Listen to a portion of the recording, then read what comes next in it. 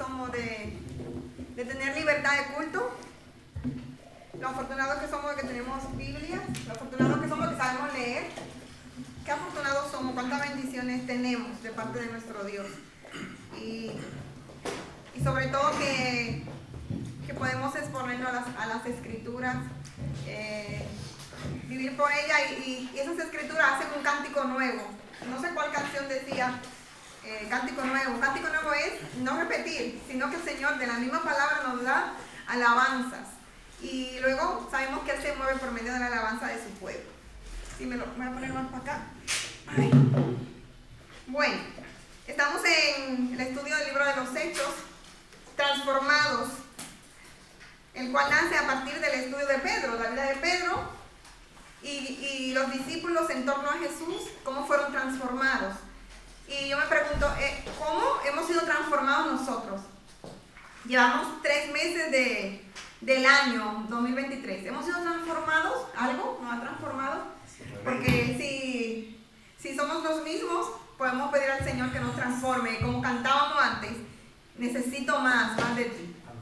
Amén. Así que ese es el estudio. La semana pasada estuvimos viendo al cojo, el cojo de la Puerta de la Hermosa. Hasta esta sección, hasta este punto, estos meses, hemos visto 2 grandes acontecimientos en el libro de los Hechos. El primero fue la venida del Espíritu Santo y todo lo que encerró la venida del Espíritu Santo. Que hablaron en idiomas conocidos, todo lo que encerró ese día hermoso, que empezó la iglesia. Ese fue el primer evento. Cuando yo era niña escuché una prédica de un pastor, creo que era argentino, y él decía que pasó un milagro, y él decía el milagro de la última página, porque luego de Juan viene una nueva normalidad, una nueva realidad, y ese milagro es la iglesia. Lo recuerdo, yo era muy niña, pero lo recuerdo. Y es así. Después de la muerte de Cristo pasan 2 cosas que además nos encierran, nos concierne a nosotros. La primera es la venida del Espíritu Santo y la segunda cosa importante que pasa, sobre todo porque luego de la sanidad del cojo, que es la segunda cosa que pasa, empieza la persecución a la iglesia hasta hoy. Hasta hoy. Entonces son importantes esos eventos. La Biblia es un libro vivo. Entonces, la sanidad del cojo es el segundo evento. Aquel cojo que no le dicen el nombre, el pobrecito, que estaba sentado en la puerta del templo, que se llamaba La Hermosa. Ambos eventos son parte de la obra de Dios en esta nueva realidad llamada iglesia. Aunque en este capítulo 3 que estamos, no se menciona al Espíritu Santo, ciertamente Él, el Espíritu Santo, está obrando en y por medio de los apóstoles, desempeñando su ministerio principal, que es glorificar a Cristo. Recuérdense que Jesús lo dice en Juan 16, me parece que el verso 14, que el ministerio principal del Espíritu Santo era glorificar a Cristo. Así que, ahora sí, abrimos nuestras Biblias. En el libro de Hechos 3, ya hemos pasado una parte del cojo. ¿Se acuerdan que hemos quedado en la otra temporada? En la otra, es como si fuera una serie. El cojo estaba sano. Y dice que el cojo alababa, cantaba, saltaba. ¿Se acuerdan? Entonces, lo dejamos ahí. Y empezamos en el verso 11, que dice así la palabra del Señor. Y teniendo asidos a Pedro y a Juan el cojo, que había sido sanado, todo el pueblo, atónito, concurrió a ellos al pórtico, que se llamaba de Salomón. Viendo esto, Pedro respondió al pueblo: varones israelitas, ¿por qué os maravilláis de esto? ¿O por qué ponéis los ojos en nosotros? Como si por nuestro poder o piedad hubiésemos hecho andar a este. El Dios de Abraham, de Isaac y de Jacob, el Dios de nuestros padres, ha glorificado a su Hijo Jesús, a quien vosotros entregasteis y negasteis delante de Pilato, cuando éste había resuelto ponerle en libertad. Mas vosotros negasteis al santo y al justo, y pedisteis que se os diese un homicida, y matasteis al autor de la vida, a quien Dios ha resucitado de los muertos, de lo cual nosotros somos testigos. Y por fe en su nombre a este que vosotros veis, ahí está hablando del cojo, y conocéis, le ha confirmado su nombre, y la fe que es por él ha dado a este esta completa sanidad en presencia de todos ustedes. Voy a leer este verso que Abel y yo nos levantamos bien tempranito los miércoles, estamos arriba desde las 5 de la mañana para poder hacer el estudio. Y ese es el verso que a nosotros nos llamó. Me gusta mucho esa versión. Dice, por la fe en su nombre, es el nombre de Jesús lo que le ha fortalecido a ese hombre a quien ven y conocen. La fe que viene por medio de Jesús le ha dado a esta perfecta sanidad en presencia de todos ustedes. Gloria a Dios. Yo pienso que ese era, yo le decía a él, me había encantado ser una teóloga para escribir un libro de él. Se reía el pastor. Pero bueno, vamos a empezar a desglosar hebra por hebra estos versos. Como hemos leído, ¿no? La sanidad del cojo atrajo a una multitud alrededor de los 3 hombres. Había 3 hombres, ¿no? Pedro, Juan y el cojo. ¿De qué cosa? Sí, el cojo. El pueblo acudió al pórtico de Salomón, a la puerta. Era por el otro lado, por la zona oriental. O sea, él estaba en una puerta, el cojo, pero las personas, cuando vieron lo que pasó, ya no estaban en esa puerta, porque el cojo salió saltando. Y vino a parar al pórtico de Salomón, que era un lugar donde Jesús enseñó. Y más adelante, en el capítulo 5, vamos a ver a la iglesia también enseñando en ese lugar. En un lugar importante del templo. Pedro aprovecha la oportunidad y con claridad presentó su mensaje. Acuérdense que hemos dicho que el cristiano tiene que ser sagaz y aprovechar la oportunidad. Si alguien está hablando de algo, se está quejando, está chismeando o lo que sea, nosotros tenemos que aprovechar la oportunidad para presentar al Señor. Pedro aprovecha la oportunidad de que ellos están asombrados porque el cojo, decía el pastor la semana pasada, que las personas con problemas así, por el problema económico que tenían, la crisis, se ponían en los lugares públicos. O sea, este cojo era alguien que todo el mundo conocía.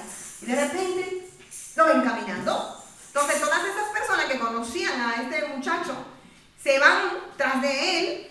Y claro, Pedro aprovecha la oportunidad para enseñarle unas cuantas cositas. Entre ellas, quién era Jesús. En el verso 13 al 16. También él le enseña cómo ellos rechazaron a Jesús. Pero aún con todo, Dios estaba en control de la situación.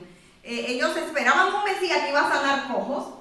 Ellos esperaban un Mesías que le iba a dar lengua al mudo. Y cuando el Mesías llega no lo aceptan.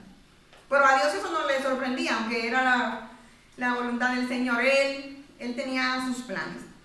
También Pedro le enseña que ellos necesitaban hacer para cambiar esa situación espiritual. O sea, Pedro no solamente le dice, ustedes hicieron esto mal y se van al infierno. No, Pedro le dice lo que hace mal, pero Pedro también le dice la manera de cambiar esa situación, porque todavía tenían una oportunidad. En el verso 19, Pedro le dice, arrepentíos y convertíos para que sean borrados vuestros pecados. O sea, si ustedes cambian su manera de ser, entonces el Señor les perdonará. Pero bueno, hoy tenemos este intervalo del verso 11 al 16. Menos es más. Aprendemos, de a menos aprendemos más. Por eso vamos a parar en el verso 12. El verso 12 del capítulo 3 que dice, viendo esto Pedro, él vio que se sorprendían, que estaban atónitos, que estaban perplejos. Pedro les responde, varones israelitas, ¿pero por qué que ustedes se asombran tanto? Él le dice, ¿pero por qué que ustedes se asombran tanto? Hay una frase en el verso, le dice, ¿por qué os maravilláis de esto? ¿O por qué ponéis los ojos en nosotros? En mí y en Juan, como si por nuestro poder o piedad hubiésemos hecho andar a este hombre. La frase que nosotros ahí destacamos en casa es virtud y piedad. Pedro le quiere decir que no es porque ellos fueran más espirituales, Pedro y Juan, o porque eran judíos más sabios y capaces de hacer grandes cosas. No, Pedro le dice, esto ha pasado por Jesús. O sea, no pongan la mirada en nosotros. No pongan la mirada en nosotros, sino en Jesús, porque ellos sabían. Acuérdense que cuando iban camino a Emaús, Jesús iba hablando con 2 de sus discípulos, camino a Emaús, y Jesús se hace que no sabe. Y los discípulos le dicen a Jesús, pero ¿eres tú el único que no sabe lo que ha pasado? Entonces, en Jerusalén, imagínense una noticia impactante, la guerra de Ucrania. Todo el mundo sabe de la guerra de Ucrania, o del volcán de Las Palmas. Pues todo el mundo sabía que Jesús de Nazaret había muerto en una cruz. Entonces, que él hacía milagros. Entonces le dice, pero ¿por qué se asombran? Es lo que le dice. Entonces, la virtud y la piedad viene de ese Jesús que vosotros matasteis. Él lo dice. Seguimos. En los días bíblicos, o sea, tenemos que viajar en el tiempo, como le enseñamos a los jóvenes de la iglesia. Tenemos que viajar al año, esto pasó en el año 33, más o menos, después de Cristo. Y todo ese periodo bíblico y esas culturas antiguas, el nombre de una persona representaba su carácter. Por ejemplo, Bernabé, se dice que es hijo de consolación. Jonathan me parece que significa regalo. Y así, los nombres tienen un significado porque representan el carácter de la persona, y aún ahora, ¿no? Los nombres avalaban autoridad y poder. Entonces, cuando Pedro sanan, recuérdense que Pedro sanan al cojo en el nombre de Jesús. ¿Se acuerdan? Si quieren, vamos allá. Pedro le dice en el verso 6 del capítulo 3, él le dice, no tengo plata ni oro, pero lo que yo tengo te doy. En el nombre de Jesucristo de Nazaret, levántate y anda. Entonces, nosotros igual no lo entendemos tanto, porque para nosotros los nombres, los apellidos, da igual. Pero en los tiempos bíblicos, el nombre representaba autoridad, carácter, poder. Entonces Pedro ya le había dicho al cojo, yo te sano en el nombre de Jesús. Y es lo que Pedro le está diciendo a esa multitud que se asombraba. En el verso 13, Pedro le sigue diciendo, el Dios de nuestros antepasados es el que ha obrado aquí. Él ha glorificado a su Hijo. Él le dice textualmente el Dios de Abraham, el Dios de Isaac y el Dios de Jacob. Él ha glorificado, o sea, él ha exaltado a su Hijo, al nombre de su Hijo, y aún Dios lo hace, eso, en nuestras vidas, amén. Y seguimos. Ya lo siento que hemos hecho, para luego dejar las preguntas para el final, porque si no, el tiempo, estamos saliendo muy tarde, así que ahora hacemos las preguntas. Paramos aquí en este punto, porque Pedro le dice, no se asombren, pero Pedro le vuelve a acusar a los líderes judíos. Aquí hay 3 grupos de personas. A los líderes judíos, que son los israelitas, líderes, personas normales del pueblo, y en última instancia a los gentiles, les vuelve a acusar de matar a Jesús. En este caso, Pilatos representa a los gentiles. Y él le dice, vosotros os juntasteis para cometer una gran injusticia al arrestar al Hijo de Dios. Él le dice eso en el mismo verso 13, parte B, cuando le dice, a quien vosotros entregasteis y negasteis delante de Pilato, cuando éste había resuelto ponerle en libertad. Pedro vuelve y es como que da en la llaga, pero ellos necesitan arrepentirse. Y es así, el Espíritu Santo eso hace con nosotros. Yo recuerdo cuando yo era niña, en la iglesia, jovencita, y a veces venían predicadores de fuera, y decía yo, ya vino el pastor a decirle al hermano lo que me pasa a mí. Que yo era muy madura, como muchos en la iglesia, ¿no? Y yo me enfadaba y decía, mira, le has dicho lo mío, decía yo. Pero era el Espíritu Santo, entonces el Espíritu Santo te confronta. Pedro, inspirado por el Espíritu Santo, les confronta con su maldad. Y eso hace todavía el Espíritu Santo, con esa cosita que no cambiamos. Y en este punto es lo que Pedro, inspirado por el Espíritu Santo, hace. Le dice, ustedes hicieron algo mal. Luego en el verso, aquí sí tengo una pregunta para participar. En los versos 14 y 15. No sé si vamos bien hasta ahí o empezamos de nuevo. En los versos 14 y 15, hermanos, ¿qué atributos o descripciones de Cristo usa Pedro? ¿Qué atributos o descripciones de Cristo usa Pedro en sus versos. ¿Sí? ¿El micro está por ahí? Para que los hermanos del Zoom y la grabación queden. ¿Qué atributos o descripciones de Cristo usa Pedro para hablarle a la multitud? Sí, Joel. Aquí en el 14 dice que santo y justo. Amén. ¿Falta otro? Muy bien, santo y justo, descripciones de Cristo. El autor de la vida. Y el autor de la vida, dice la hermana Catalina Cristina. Esos son los 3 atributos, ahora vamos a definirlo. ¿Qué significa santo? Apartado, ¿no? Apartado. Pedro exaltó a Jesús como Dios. Nosotros sabemos que santo es apartado, pero Pedro a las personas que le habla, le está diciendo, Él es Dios. El término santo se usa más de 40 veces en el Antiguo Testamento, que era lo que ellos tenían. O sea, en los tiempos de Pedro, ellos tenían la Biblia, tenían la Torá, pero también tenían a los profetas, y tenían la Septuaginta, ya traducida al griego. Ellos tenían la Biblia, pero tenían el Antiguo Testamento. Y la palabra santo venía 40 veces en esos escritos. Se usaba como un título alto y glorioso para Yahvé, el Dios del pacto de Israel. O sea, ellos lo entendieron perfectamente. Justo. ¿Qué es eso? Justo. Porque dice la Biblia que no hay justo ni uno. Que no hay quien haga lo bueno, no hay quien entienda. Pero hubo un justo que murió por los pecadores. Dice Jesús. Y Pedro le dice, mas vosotros negasteis al santo y al justo. Justo significa estar bien con Dios. Bien con Dios, con los hombres y con todo. Fíjate, nosotros con los chiquillos hemos estado estudiando Levítico, ahora estamos en Números, es más agradable Números que Levítico para los niños. Y en el libro de Levítico, en el libro de Éxodo 20, Dios le da los 10 mandamientos, ¿no? 5 para llevarse bien con Dios, amarás a tu Dios sobre todas las cosas, lo honrarás, no adores otros dioses. 5 para saber llevarse bien con Dios. 5 para llevarme bien con mi prójimo.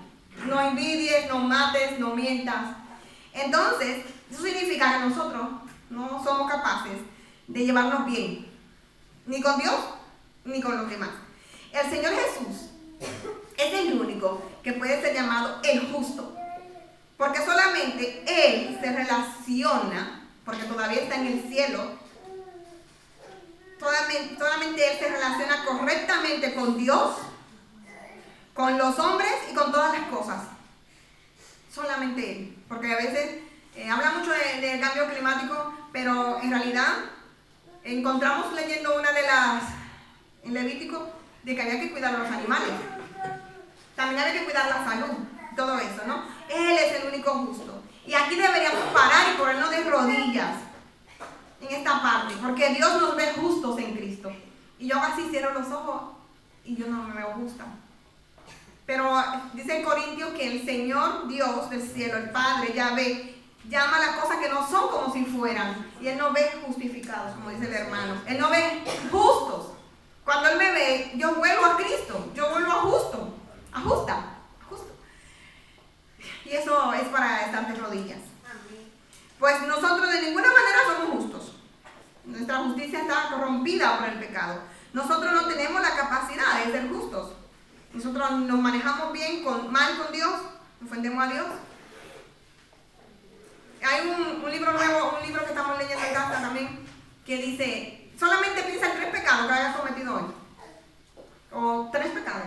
Luego multiplícalo por 30 días. Luego multiplícalo por 365 días. Luego multiplícalo por tu edad. Todo eso son los pecados, solamente cogiendo 3 que hacemos siempre delante de Dios. Nosotros no somos justos, nosotros no tenemos la capacidad después de la caída. Hemos perdido esa capacidad de relacionarnos bien con Dios y con el prójimo. Pensemos en Adán y Eva, los primeros pobladores del mundo. Como ellos, entre ellos, en un solo pecado mienten, se echan la culpa entre ellos, son expulsados. Pero pensemos en los primeros 2 hermanos. Uno mata al otro. Entonces nosotros no somos justos. Pero tenemos solución, tenemos a Jesús, el que siendo justo se murió por se puso en nuestro lugar. Eso se llama sustitución. Él se puso en mi lugar para que cuando Dios mire desde el cielo y me vea aquí en la tierra, en mi casa sobre todo, en mi trabajo, que el Señor me vea vestida de Cristo, como Cristo. Ninguno puede ser llamado justo si no fuera por la justicia adquirida por Cristo ante el Padre Celestial. Y sí, a nosotros nos llama mucho la atención eso de ser como Cristo, ¿no? El otro atributo es autor de la vida. Eso significa originador de vida. El único que trae muerte es el acusador. Cristo es el originador de vida. Recuérdense que Él dice, yo soy la vida, yo soy la verdad. Como está escrito en Apocalipsis 3:14, el principio de la creación de Dios. No porque Él fue creado, sino que Él es dador de vida, originador de vida. Dice en la iglesia de la Odisea, dice, escribe el ángel de la iglesia de la Odisea, el amén. Aquí vienen atributos, el testigo fiel, el verdadero, y otro atributo de Dios, que es el que hoy vemos, el principio de la creación de Dios. Ese es Jesús. Y Pedro le dice, vosotros habéis matado al santo, que era el apartado, al justo, al único que lo hacía bien, todo, y al originador de la vida. Ellos lo entendieron muy bien, porque ellos cada vez que Pedro le hablaba se entristecían. Entonces continuamos porque si no, ese tema ya tenemos para escribir 10 libros. Pero en estos versos, Pedro le dice algo. Pedro le acusa, vosotros le negasteis. Vosotros le negasteis, vosotros fuisteis injustos, pero que no cunda el pánico, que no pasa nada. Dios le resucitó y nosotros somos testigos. Y ahí yo cuando, es como si se me rompiera el corazón. Nosotros siempre la estropeamos, la humanidad. Ustedes le negaron, pero no pasa nada. Dios le resucitó. Eso está ahí mismo en el verso 14 y 15. Y matasteis al autor de la vida, a quien Dios ha resucitado de los muertos, de lo cual nosotros somos testigos. Y ese es nuestro Dios.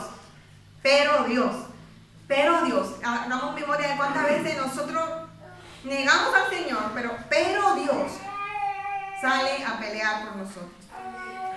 Y seguimos el verso 16, el verso importante a la luz de nosotros. El verso 16 voy a leerlo en la Reina Valera. Y por la fe en su nombre, a este que vosotros veis y conocéis. Miren, el pastor le decía la semana pasada, ellos conocían al cojo.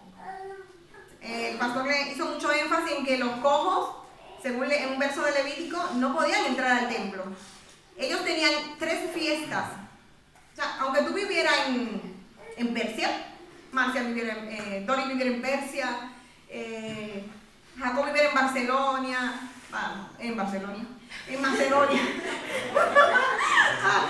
Vamos a buscar las naciones que están aquí en el verso 2. En Panfilia, en Egipto, en África, en esas naciones, al menos una vez al año, las personas tenían que subir a Jerusalén al templo, porque tenían fiestas que eran muy importantes para ellos. Y ese hombre, ese cojo, siempre estaba a la puerta del templo, porque el pastor decía que era como el supermercado, ¿no? En los supermercados vemos a las personas con necesidad pidiendo. O sea, él le dice en el verso 16, vosotros lo conocéis y lo visteis. Le ha confirmado su nombre y la fe que es por él. Ha dado a esta completa sanidad en presencia de vosotros. Y nos paramos en la frase, y por la fe en su nombre. Por la fe en su nombre. Y hoy hemos cantado una de las alabanzas que hablaba de su nombre. Su nombre, su autoridad, su nombre. Pedro dijo que fue en el nombre de Jesús que este hombre había sido sanado. No fue por mí, dice Pedro. No se asusten que no fue por mí, fue por su nombre. Significa que Pedro en verdad hizo esto con autoridad, con la autoridad y el poder de Jesús, no en la autoridad y el poder de Pedro.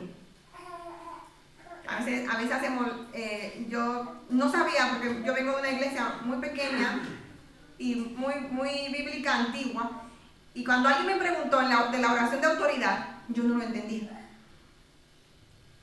No sé qué significa, no voy a entrar en crítica, yo solamente sé que hay un nombre que tiene autoridad. Yo no tengo que chillar, yo solamente tengo que decir en el nombre de Jesús y saber quién es Jesús, y si es la voluntad de Dios me va a ser hecho.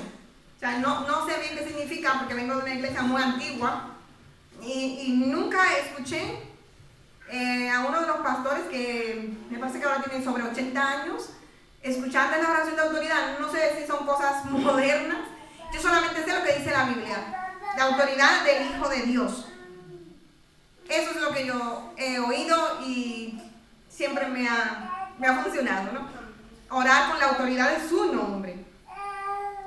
El verso 16 también lleva a ver algo, la fe en ese nombre.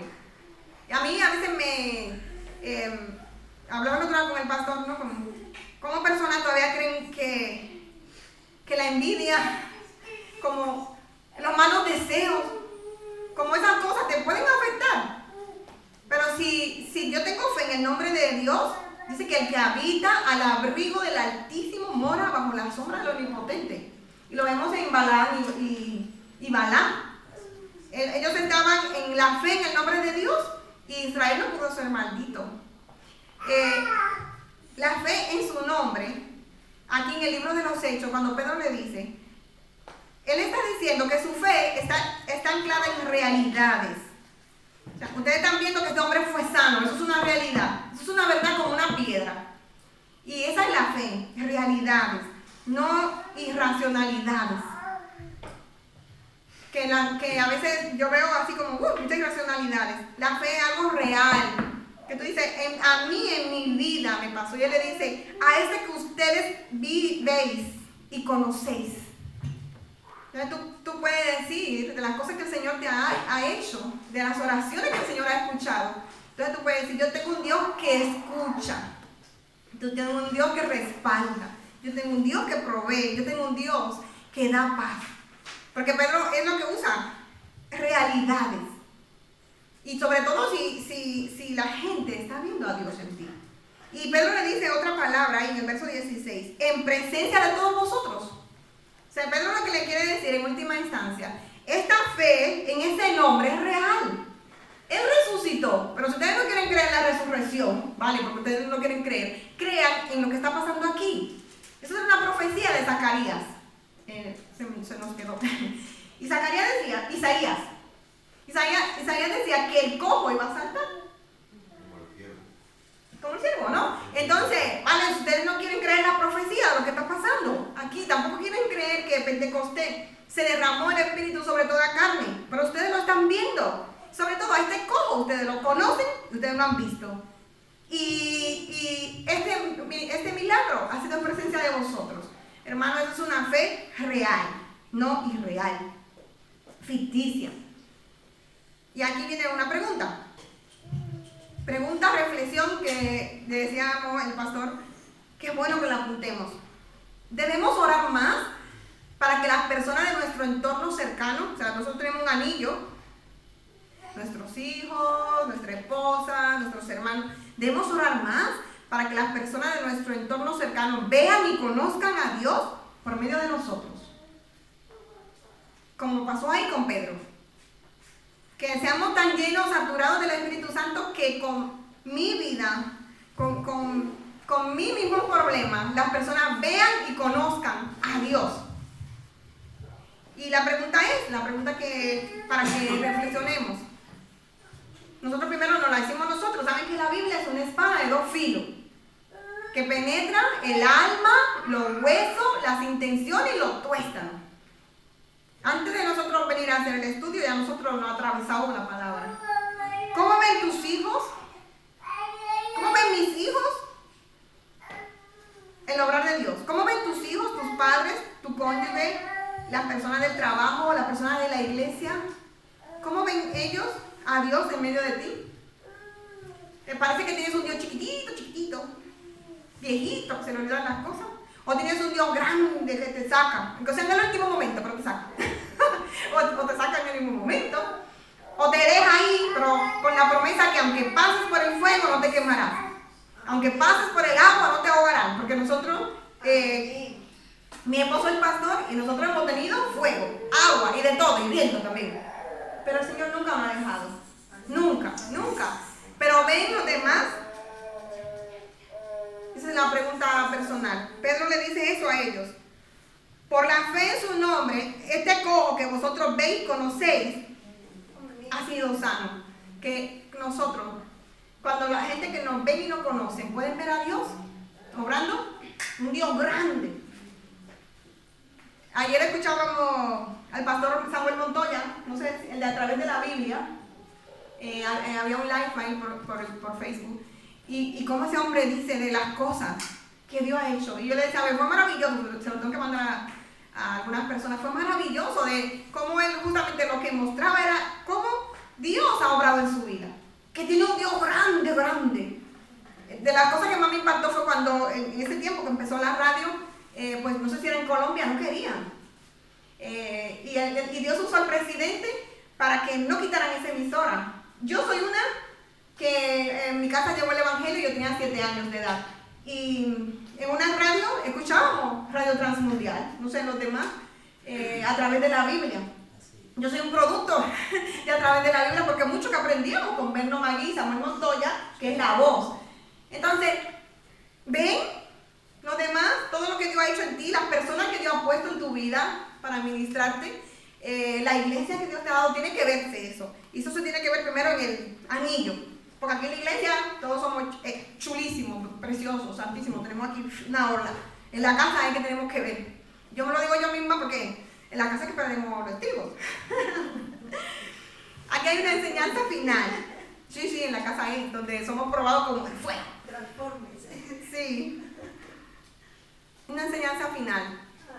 Los apóstoles no enfatizaron lo que ellos podían hacer, sino lo que Dios podía hacer a través de ellos.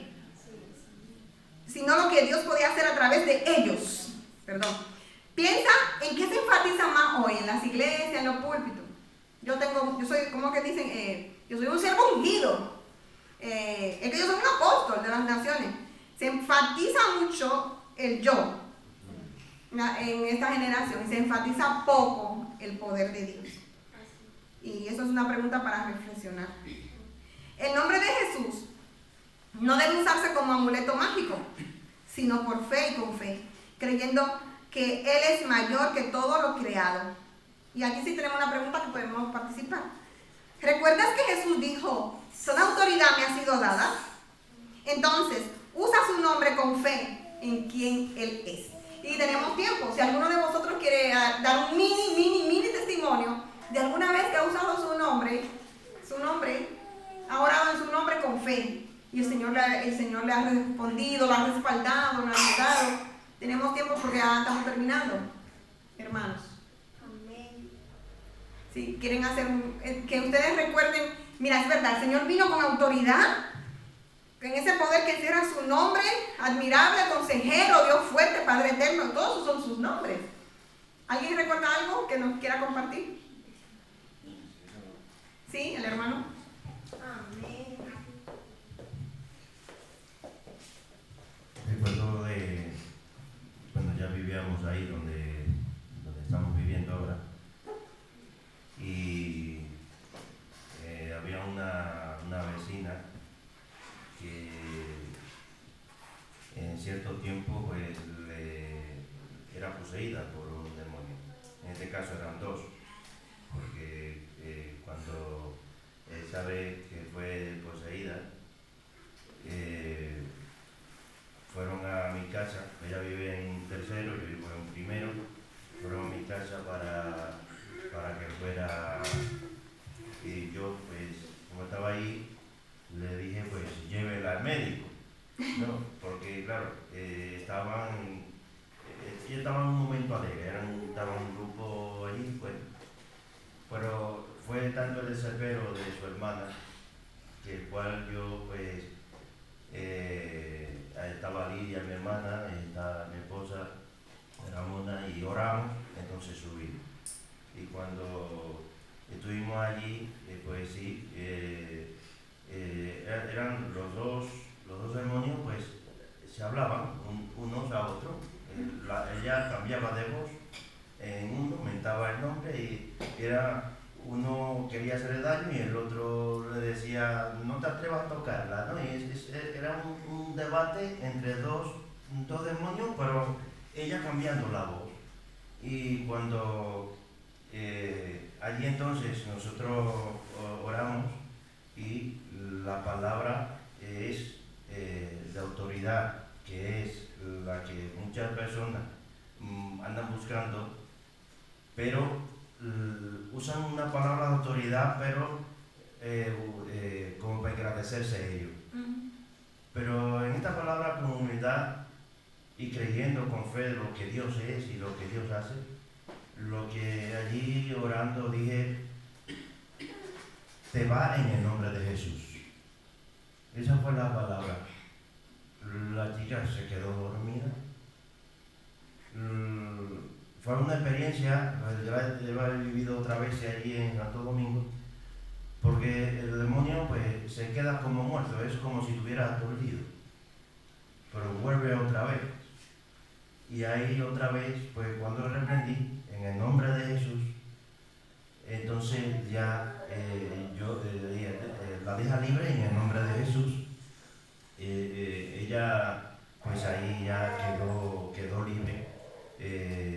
Vomitó algo negro que nunca había visto yo, esta cosa así. De ahí en adelante la chica pues no ha vuelto a suceder, no lo ha vuelto porque siempre, en cada X tiempo venían y le poseían esos demonios. Ella hasta ahora, o sea, es un poco, dice que cree, no viene a la iglesia, pero hay algo que la ha marcado y es que no ha vuelto jamás a suceder, de que así vuelva a ser poseída. Pero la palabra clave, no puedo decir si era palabra clave, pero esa es la palabra que tenemos que usar, en el nombre de Jesús. Amén. Porque Pedro no lo dijo en mi nombre, no dijo en el nombre de Juan, no dijo en el nombre de María o en el nombre de la Madre de Jesús, no, él dijo en el nombre de Jesús de Nazaret. Amén. Amén. El nombre de Jesús es unido, dice una canción en 5 letras.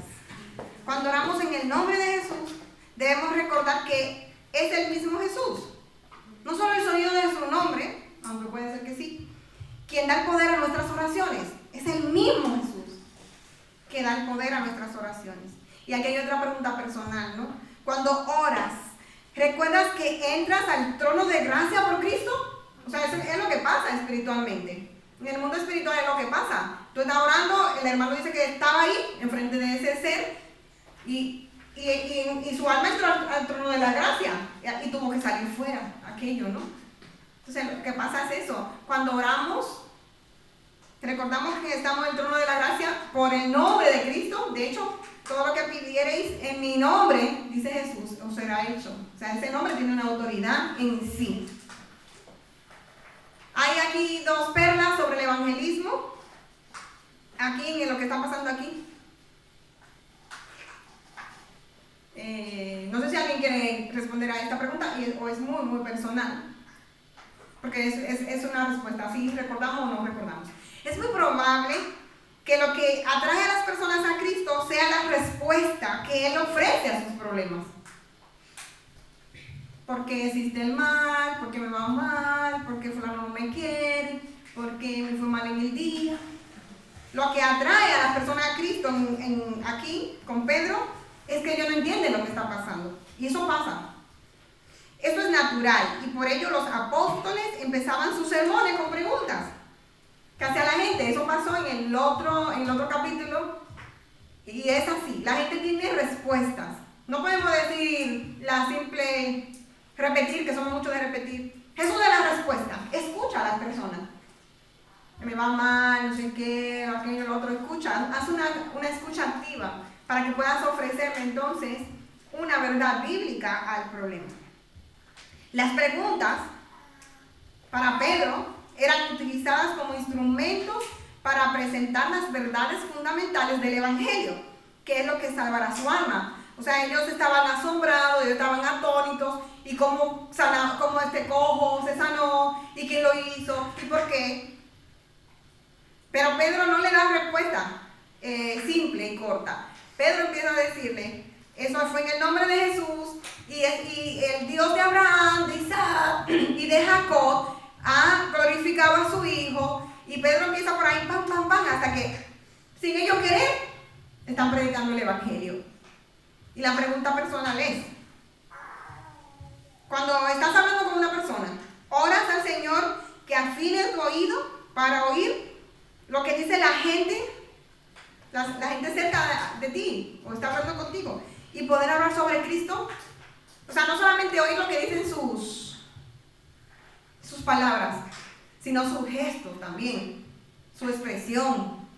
¿Qué te dice la persona cuando está hablando? Porque a Pedro no sé, el texto no pone qué era la pregunta, solamente dice que él vio que estaban asombrados, pálidos, seguro, perplejos.